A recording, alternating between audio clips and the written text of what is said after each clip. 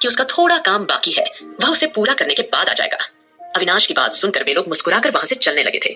तब अचानक जाते जाते राधिका रुकी और रश्मि की ओर देखकर बोली, रश्मि दी, मैं अविनाश जी के साथ आ जाऊंगी। वैसे भी शायद वे विदेश से आए हैं, क्या पता उन्हें आस्था के घर का रास्ता पता न चले तो कहीं वे खो न जाए। अब जैसे ही राधिका ने यह कहा, सुमित की हालत ऐसी हो गई थी कि अब भी और इसी वक्त वह राधिका को जलाकर राख कर डालेगा। वहीं रश्मि राधिका को मना करना चाहती थी, लेकिन जैसे ही उसकी नजर सुमित पर पड़ी और साथ ही आकाश पर पड़ी जो मुस्कुराकर सुमित को देख रहा था, वह समझ गई कि उसे क्या करना है। वह सहमति जताते हुए बोली, ठीक है राधिका, तुम ठीक कह रही हो, और वैसे भी अच्छा नहीं लगेगा।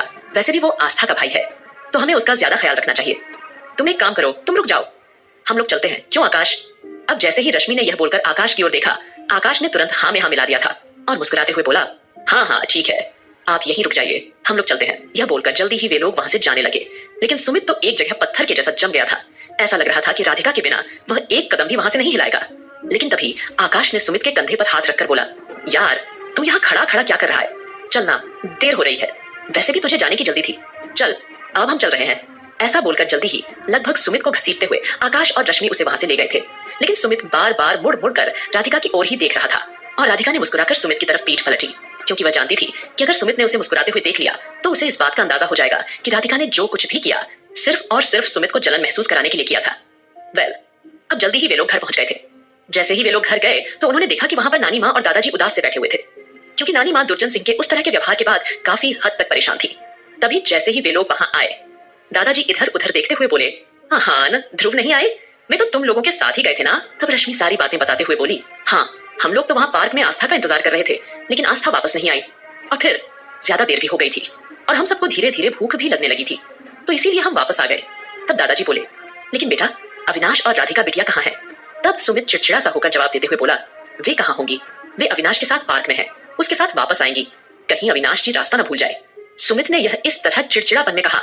सुमित की बातें सुनकर रश्मि जोरों से हंसना चाहती थी, लेकिन वह हंस नहीं पाई, क्योंकि वह जानती थी कि अगर वह यहाँ पर हंस दी तो उसे लेने के देने पड़ सकते हैं। वेल, अब जल्दी ही रश्मि अपने कमरे में जाने लगी थी, क्योंकि इस वक्त उसको आराम की सख्त जरूरत थी। वहीं दूसरी ओर इस वक्त आस्था मुंह फुलाए बेड पर बैठी हुई थी। अरमान उसके बराबर में बैठा हुआ था और परेशान होकर पूछता है, क्या बात है आस्था, मुझे कुछ गलती हुई है क्या, आप इस तरह से वहां से क्यों आ गए। तब अरमान की बात सुनकर आस्था ने एक गहरी और लंबी सांस ली और वह सोचने लगी कि वह यह क्या कर रही है। वह इस तरह से भला अरमान पर गुस्सा कैसे उतार सकती है, और उसे गुस्सा तो उसके मुंह बोले चाचा जी ने दिलाया था, तो इसमें अरमान की तो कोई गलती नहीं थी ना, और इस तरह से वह अरमान का मूड खराब नहीं कर सकती थी ना। तो इसीलिए तुरंत आस्था ने अरमान की बाजू पकड़कर उसके कंधे पर अपना सर रख दिया था और दबी हुई आवाज में बोली, पता नहीं अरमान जी, हम कभी कभी बहुत ज्यादा चिड़चिड़े हो जाते हैं, प्लीज आप हमें माफ कर दीजिए, आपने कोई गलती नहीं की है। अब जैसे ही आस्था ने यह बोला, अरमान हल्का सा मुस्कुराया और उसके माथे को चूम कर बोला, कोई बात नहीं, तुम्हें मुझ पर गुस्सा दिखाने का भी और मुझ पर चिड़चिड़ा होने का भी हक है। अरमान सिंघानिया तुम्हें सारे तरह के हक देता है। यह बोलकर अरमान ने आस्था को अपनी बाहों में भर लिया था और अरमान की बाहों का साथ पाकर आस्था उसमें सिमट गई। वहीं दूसरी ओर आहान, ध्रुव और रौनक तीनों एक साथ घर के लिए तो निकल गए थे, लेकिन क्योंकि गांव की गलियां काफी अलग अलग थीं और उन्हें नहीं पता था कि उन्हें किस ओर जाना है, तो इस वजह से वे पूरी तरह से गांव में खो गए थे। उन्हें पता ही नहीं चल रहा था कि उन्हें किस तरफ जाना है। अब तो तीनों के तीनों वहां काफी ज्यादा परेशान हो गए थे और जब वे एक गली के नुक्कड़ पर पहुंचे तो वहां पर उन्हें कुछ कुत्ते भी दिखाई दिए। अब कुत्तों को देखकर ध्रुव की सांसें अटकी हुई थी, क्योंकि एक तो ध्रुव का वेश काफी अजीब सा हो रखा था। व्हाइट शर्ट थी और धूल उसके ऊपर थी, हालांकि उसने क्लीन किया था, लेकिन फिर भी पूरी शर्ट पर धब्बे आ गए थे, तो इस तरह से ध्रुव पूरा भिखारी सा लग रहा था। अब जैसे ही उसने कुत्तों को देखा, कुत्तों ने भी ध्रुव को देखा। अचानक ना जाने ध्रुव को क्या हुआ कि उसने दौड़ लगा दी। अब जैसे ही ध्रुव को इस तरह से कुत्तों ने दौड़ते हुए देखा, सभी के सभी कुत्ते ध्रुव के पीछे दौड़ पड़े। अब तो ध्रुव की सांस फूलने लगी थी। वहीं आहान और रौनक भी उनके पीछे पीछे जाने लगे, लेकिन तब तक कुत्ते और ध्रुव दोनों ही काफी आगे निकल गए थे। और रौनक आहान को देखकर बोली, यह क्या किया तुमने छछूंदर, अगर तुम्हें रास्ता नहीं पता था, क्या जरूरत थी तुम्हें गांव की सैर करने के लिए आने की? क्या तुम थोड़ी देर रुक नहीं सकते थे? क्या तुम आस्था का इंतजार नहीं कर सकते थे? अरे जब तुम्हें गांव की गलियों के बारे में पता ही नहीं है तो जरूरी था इस तरह से आना। अब देखो, अब कैसे बचाओगे ध्रुव जी को इस तरह से जंगली कुत्तों से? अगर कुत्तों ने काट लिया तो पता है कितनी ज्यादा प्रॉब्लम हो सकती है। अब रौनक की बात सुनकर वाकई आहान को भी ध्रुव की फिक्र होने लगी थी और वह जिस दिशा में ध्रुव के पीछे कुत्ते दौड़ कर गए थे उस दिशा में दौड़ने लगा था और साथ ही साथ चिल्लाता जा रहा था, अरे कोई है, मेरे दोस्त को बचाओ, मेरे दोस्त के पीछे कुत्ते पड़े हैं, अरे कोई है। वहीं रौनक भी अब तेज कदमों से उसके पीछे पीछे दौड़ने लगी, क्योंकि उसे खुद गांव का रास्ता मालूम नहीं था। वहीं वंशिका अब फटाफट से रेडी हो गई थी, क्योंकि उसने अपने कपड़े बदल लिए थे और उसने वही फ्रॉक सूट पहन लिया था जिस सूट को पहनकर वह वहां आई थी, जो कि रेड ग्रीन कलर के कॉम्बिनेशन का अनारकली सूट था। वेल, अब जल्दी ही वंशिका ने अपने हाथों में एक फाइल ली थी, क्योंकि वह जिन काका काकी के साथ रह रही थी उसने उन्हें बताया था कि वह गांव पर कुछ रिसर्च करने के लिए आई है, तो इसीलिए वह गांव घूमने के इरादे से वहां से जाने लगी थी। असल में तो उसे इस बात का पता लगाना था कि आखिरकार यह शहरी ग्रुप किस जगह ठहरा हुआ है और वह कौन सा घर है। उसे घर वगैरह सब चीजों को देखकर वह इस बात के बारे में पता लगाना चाहती थी कि आखिरकार अरमान सिंघानिया कब किस समय उसे मिलेगा और कब उसे अपना काम करने का मौका मिल सकता है। कहीं ना कहीं उसका इरादा था कि अरमान को मौका देखकर इसी गांव में वह खत्म कर देगी और उसके बाद बिना किसी को पता लगे यहाँ से चली जाएगी। अब ध्रुव को तो वह पहली नजर में देखते ही पहचान गई थी और जानबूझकर उसने ध्रुव से मुलाकात करने के लिए उसके ऊपर पानी फेंका था। कहीं ना कहीं उसे लग रहा था कि जिस तरह से ध्रुव देखता है तो जरूर ध्रुव उसे पसंद करने लगा है और इसी बात का फायदा उठाकर वह अरमान सिंघानिया के करीब जाना चाहती थी। वेल, जैसे ही वंशिका वहां से बाहर निकली, ध्रुव जो कि उल्टा सीधा दौड़ता भाग रहा था कुत्तों से बचने के लिए, वह तुरंत वंशिका से टकरा गया था और वंशिका तुरंत नीचे गिर गई थी और ध्रुव उसके ऊपर और दोनों कितनी देर तक एक दूसरे को गले लगे रहे और उल्टा पलटी लेने लगे थे। वहीं कुत्ते भी तब तक उनके करीब आ गए थे, लेकिन उस वक्त ध्रुव नीचे था और वंशिका उसके ऊपर थी और उल्टा पलटी में उन दोनों के होंठ एक दूसरे के होंठों से भी टच हो गए थे, तो दोनों के शरीर में ही झुनझुनी सी पैदा हो गई थी। और जब कुत्ते जो कि ध्रुव के पीछे पड़े थे वह वहां आकर भौंकने लगे, तब जाकर वंशिका और ध्रुव दोनों एक दूसरे से अलग हुए। तब जल्दी ही वंशिका ने जो अपने हाथ में फाइल पकड़ी हुई थी उसे फाइल से कुत्तों को डराया था और कुत्ते हल्का सा भौंक कर वहां से चले गए। कुत्तों के जाने के बाद ध्रुव ने वंशिका की ओर देखकर कहा, तुम्हारा बहुत बहुत शुक्रिया, तुमने मेरी जान बचाई, वरना मुझे तो लग रहा था कि ये कुत्ते मेरी जान ही ले लेंगे। तब वंशिका ध्रुव को घूरते हुए बोली, आखिरकार तुम कुत्तों के साथ क्या कर रहे थे और यह सब हो क्या रहा है यहाँ पर? क्या तुम सीधे तरीके से अपने घर नहीं जा सकते थे? तब ध्रुव हिचकिचाते हुए बोला, एक्चुअली हम जिस घर में रहने के लिए आए हैं हम उसे घर का रास्ता भूल गए हैं। अब तो वंशिका की आंखों में चमक आ गई थी क्योंकि वह तो खुद उस घर का पता लगाना चाहती थी जिस घर में रहने के लिए ये लोग आए हुए हैं। इसीलिए वंशिका जल्दी से बोली, अच्छा तो उस घर का कुछ नाम वगैरह कुछ पता है तुम्हें? तब तक आहान और रौनक भी दौड़ते भागते वहां तक पहुंच गए थे। ध्रुव को सही सलामत देखकर आहान ने सुकून की सांस ली थी और फिर बोला, यार अब हम अकेले नहीं जाएंगे, अब हमें अकेले जाने का रिस्क नहीं लेना चाहिए, कहीं ऐसा ना हो कि गली के कुत्ते एक बार फिर से तुम्हारे पीछे पड़ जाए तो। इसीलिए किसी को पता हो तो घर का एड्रेस निकलवा लो और यहाँ से चलो। एक काम करो, किसी से पूछ लो। तभी रौनक बोली, किसी और से पूछने की क्या जरूरत है, ये मैडम तो गांव की ही है, ये तो बता सकती है ना। सुनिए, आपका नाम क्या है? क्या आप बता सकती हैं कि यहाँ पर शारदा महल किस तरफ है? क्योंकि उन्हें नानी माँ के घर का नाम पता था। अब जैसे ही रौनक ने वंशिका से सीधे सीधे सवाल किया, वंशिका थोड़ा सा हड़बड़ा गई थी क्योंकि वह तो खुद गांव में पहली बार आई थी और वह किसी को नहीं जानती थी, तो भला वह इस तरह से शारदा महल के बारे में कैसे बता सकती थी? अब इससे पहले कि वंशिका कुछ बोल पाती, तभी एक काका, वही काका जिसके घर में वंशिका रह रही थी, वह बाहर आए और पूछते हैं, अरे बेटी क्या हो गया, क्या तुम लोग रास्ता भूल गए हो? तब आहान जल्दी से बोला, जी हाँ, हम रास्ता भटक गए हैं कि हम किस जगह से आए हैं। एक्चुअली हम शारदा महल में रह रहे हैं लेकिन अब हमें वहां का रास्ता याद नहीं आ रहा है। तब काका मुस्कुराकर बोले, अच्छा अच्छा, शारदा बहन जी के घर पर जाना है तो मैं तुम्हें बताता हूँ, तुम्हें किस तरफ जाना है बिटिया। तुम्हें बस कुछ नहीं करना है, यहाँ से सीधा जाकर 2 गली छोड़कर तीसरी गली में मुड़ जाना है और बस नुक्कड़ में यह शारदा महल है। अब जैसे ही उस काका ने यह बताया, सभी के चेहरे पर एक छोटी सी चमक आ गई थी और तब वंशिका इस बात का फायदा उठाते हुए, अच्छा अच्छा ठीक है, तुम लोग फिक्र मत करो, मैं तुम लोगों के साथ चलती हूँ, मुझे पता है कहाँ है, चलो मैं छोड़ देती हूँ। ये बोलकर काका का एड्रेस ध्यान से सुनने के बाद वंशिका ने बात का फायदा उठाते हुए उनके साथ चलने लगी। अब तो ध्रुव मुस्कुराकर वंशिका के पीछे पीछे जाने लगा। वहीं दूसरी ओर दुर्जन सिंह गुस्से में इधर उधर टहल रहा था। इस वक्त उसे बहुत ज्यादा गुस्सा आ रहा था। जिस तरह से नानी माँ ने उस पर हाथ उठाया था, उसने डिसीजन ले लिया था कि वह नानी माँ का काम तमाम कर देगा। वह सोचने लगा कि काश मैंने बहुत पहले डिसीजन ले लिया होता। खैर, अब तो नानी माँ के आसपास काफी ज्यादा भीड़ भाड़ है और अगर मैं अब उनकी जान ले लेता हूँ तो किसी को मुझ पर शक भी नहीं होगा, क्योंकि पहले नानी माँ अकेली रहती थी और सबको पूरे गांव में अच्छी तरह से पता है कि नानी माँ का 36 का आंकड़ा अगर किसी के साथ है तो दुर्जन सिंह के साथ है। तो इसीलिए अब उसने डिसीजन लिया कि वह किसी ना किसी तरीके से नानी माँ का खून कर देगा। इतने सारे लोग जो वहां पर आए हुए हैं उनके नाम लगा देगा। तो इसीलिए उसने अब सोच लिया था कि वह जल्द से जल्द नानी माँ को अपने रास्ते से हटा देगा। उसके चेहरे पर एक मक्कारी भरी मुस्कुराहट थी। वहीं दूसरी ओर शहर में इस वक्त मारिया, टाइगर, देव तीनों एक साथ सिंघानिया मैंशन में रह रहे थे और अरमान सिंघानिया ने उन्हें जो काम दिया था उसके बारे में वे पूरी तरह से जांच पड़ताल कर रहे थे, क्योंकि नानी माँ को इस तरह से भला कौन अगवा कर सकता था। और वह किडनैपिंग नानी माँ के लिए थी या आस्था के लिए थी तो उसका वह अच्छी तरह से पता लगाना चाहते थे। वह अच्छी तरह से जानते थे अगर उन्होंने वह काम टाइम से नहीं किया तो अरमान सिंघानिया उन्हें किसी भी कीमत पर नहीं छोड़ेगा और अरमान कितनी भयानक सजा देता है यह उनसे बेहतर भला कौन जान सकता था। इसीलिए वह ईमानदारी से एक एक पहलू की अच्छी तरह से जांच करने लगे थे, क्योंकि कहीं ना कहीं जिस तरह से अरमान को शक था कि वह किडनैपिंग नानी माँ के लिए नहीं बल्कि आस्था के लिए थी, तो उन्हें भी इसी बात का शक हो रहा था और अपना शक वह हर हाल में दूर करना चाहते थे। वहीं दूसरी ओर गांव में वंशिका, ध्रुव, आहान और रौनक को लेकर शारदा महल के सामने खड़ी हुई थी। शारदा महल को देखकर न जाने क्यों उसका दिल नफरत से भर उठा था। तभी आहान ने वंशिका का ढेर सारा शुक्रिया अदा किया और कहा, प्लीज आप भी हमारे साथ अंदर आइए। पहले तो वंशिका ने अभिनय करते हुए उन्हें मना किया कि उसे बहुत सारा काम है और वह इस तरह से अंदर नहीं आ सकती है, लेकिन रौनक ने उसे काफी ज्यादा इंसिस्ट किया तो वह मना नहीं कर पाई। इसलिए वंशिका उसकी रिक्वेस्ट मानकर अंदर आ गई।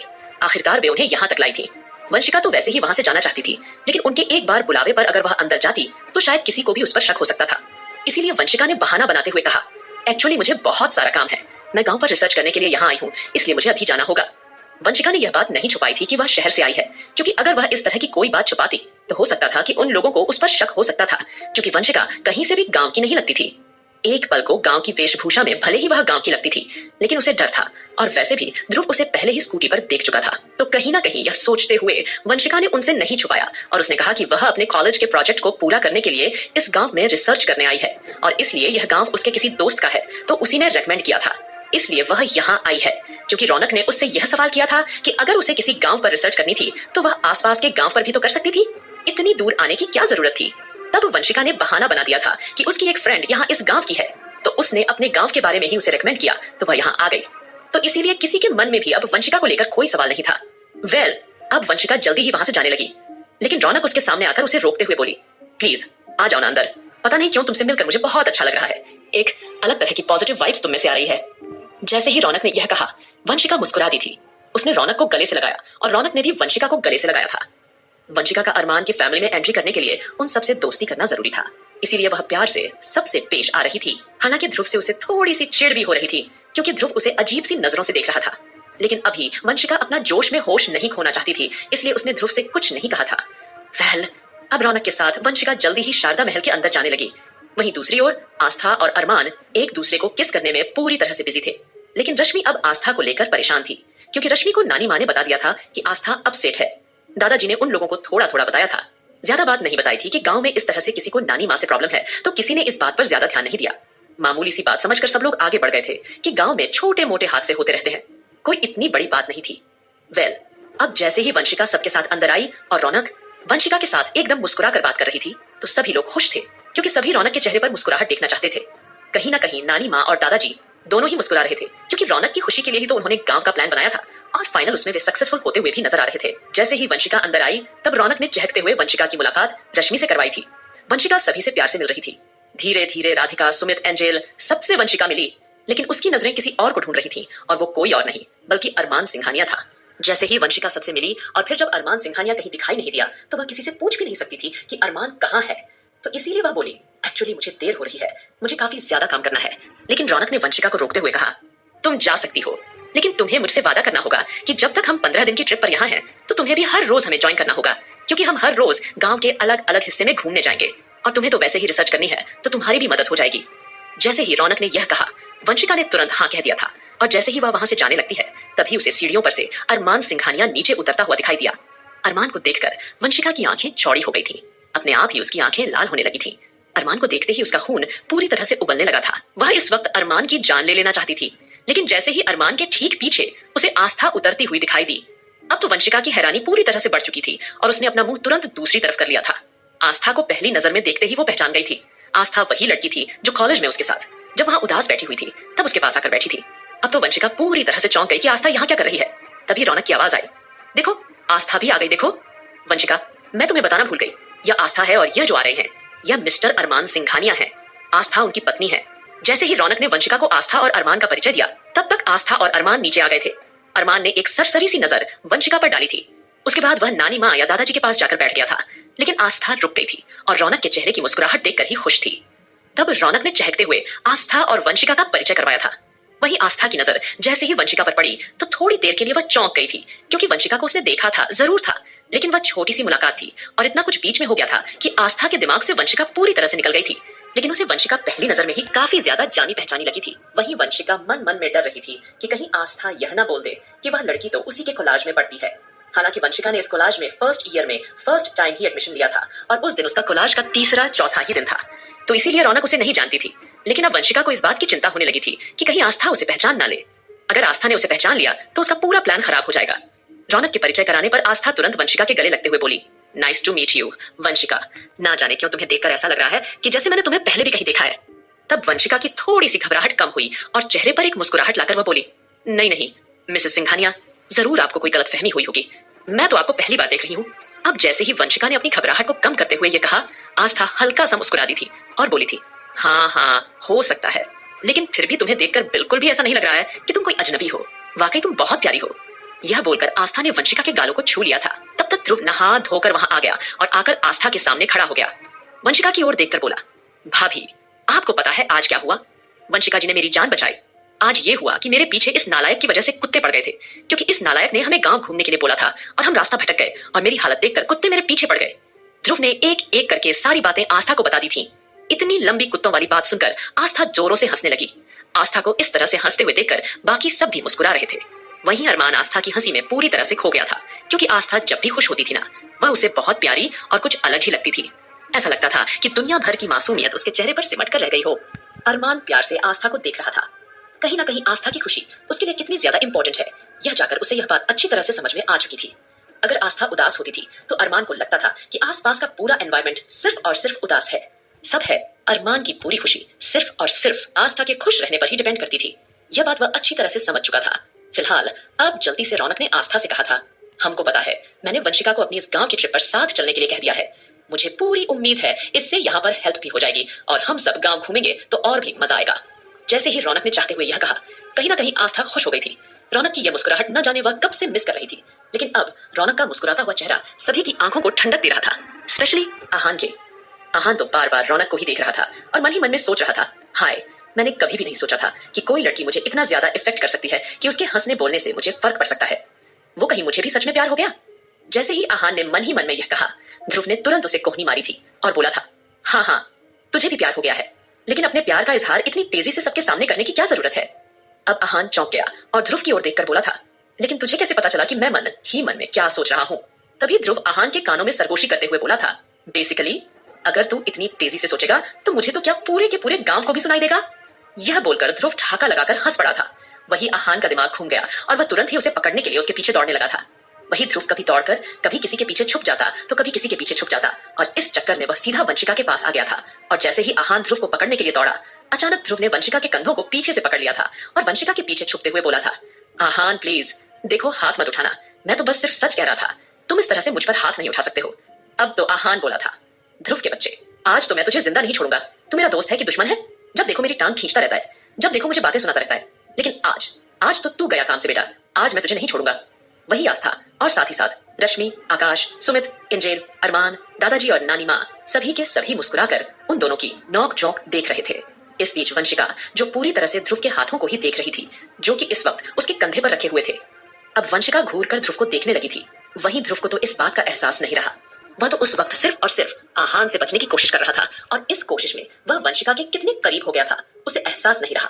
फिलहाल आहान ने जैसे ही वंशिका की नजरों को देखा तो उसके मन में शरारत सूझ गई थी और अचानक उसने ध्रुव की बजाय वंशिका को ही धक्का दे दिया था। अब ध्रुव, जो कि वंशिका के पीछे था, अचानक वह अपना बैलेंस नहीं बन पाया और धड़ाम से नीचे गिर गया था और वंशिका सीधा उसके ऊपर जा गिरी थी। एक पल के लिए यह देखकर सभी के सभी पूरी तरह से चौंक गए। वही आहान भी अब जल्दी से साइड में जाकर खड़ा हो गया था, क्योंकि ध्रुव काफी जोरों से गिरा था। वही अरमान घूर कर अब आहान को देखने लगा। अब आहान बच्चों के जैसी शक्ल बनाकर अपने कान पकड़ते हुए बोला था, मेरी कोई गलती नहीं है भाई, मुझे थोड़ी ना पता था कि यह डॉक्टर साहब अपने पैरों पर नहीं खड़ा था, सिर्फ एक लड़की का सहारा लेकर खड़ा था। अब देखो लग गई ना उसकी चोट। वही ध्रुव, जिसको गिरने की वजह से थोड़ी बैक चोट लग गई थी, लेकिन वंशिका के उसके ऊपर होने की वजह से उसे यह चोट भी बड़ी ही खूबसूरत और बिना दर्द के लग रही थी। वह तो इस वक्त वंशिका की काली जुल्फों में खोया हुआ था। वही आस्था मुस्कुराकर ध्रुव को देखने लगी थी और साथ ही साथ मन ही मन में सोचने लगी थी कि उसे डिंपल से तो यह वंशिका लाख गुना ज्यादा अच्छी है। अच्छा हो अगर ध्रुव जी को यह वंशिका जी ही पसंद आ जाए। वही आस्था मुस्कुराकर उन दोनों को देख रही थी और तभी दादाजी आहान को देखकर बोले, जा अभी नालायक खड़ा खड़ा क्या देख रहा है, जहां जाकर ध्रुव की मदद कर, उठा उसे।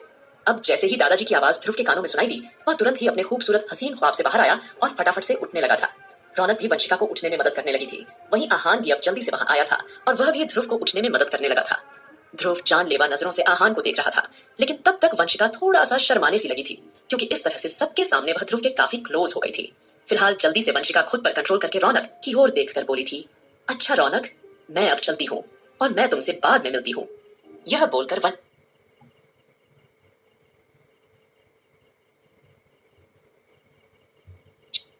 दोस्तों, आज का ये एपिसोड कहानी का आखिरी फ्री एपिसोड है और ऑनेस्टली मुझे पता है कल। अच्छा रौनक, मैं अब चलती हूँ और मैं तुमसे बाद में मिलती हूँ। यह बोलकर वंशिका जल्दी ही वहां से चले जाना चाहती थी। वेल, वंशिका अब जैसे ही जाने को हुई तब अरमान सिंघानिया ने पीछे से आवाज लगाई, रुकिए। अब जैसे ही अरमान की आवाज आई, ध्रुव और बाकी सब हैरान हो गए। आस्था भी थोड़ा शांत होकर अरमान की ओर देखने लगी। अरमान वंशिका के पास आया और बोला, मुझे आहान ने बताया कि किस